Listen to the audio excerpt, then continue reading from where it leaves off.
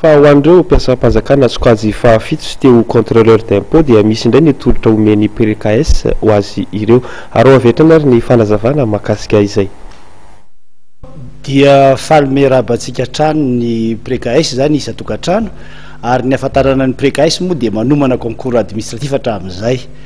am'izao fotoana zao zany dia misy ny hoe inspecteur d'état zany ho an'ireo fonctionnaire catégorie 7 no miakatra ary 7 ans de service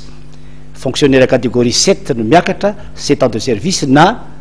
manana doctorat ianao zay hiditra catégorie 9 ny mpiasam-panjakana zany ny faharoa de momba ny contrôleur ny impôt zany hoe zay manana baka de afaka manao an'izay koa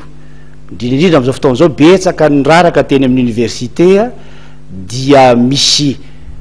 lalana anak'iray zany ty hoe concours administratif zay amin'ny 31 mars ny concours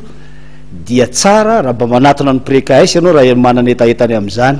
ao koa zany ny agent des impôts zay niveau BPC de mitovy am'izay ihany 31 mars ny concours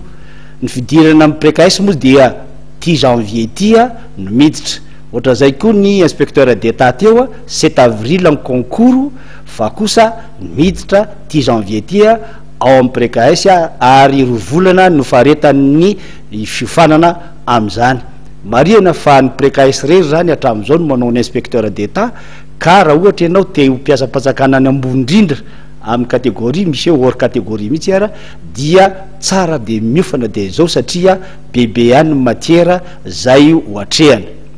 ny ahitana amin'ny PRKS moa zany de ao akady fotsy apita pharmacie dia eo ambanin'ny échelle zany eo akaiky ny centre de santé manampiso na avy aty ambany ianao miakatra avy aty an-tanimena zany dia 10 metatra 10 metatra eo amboniny restaurant Nectar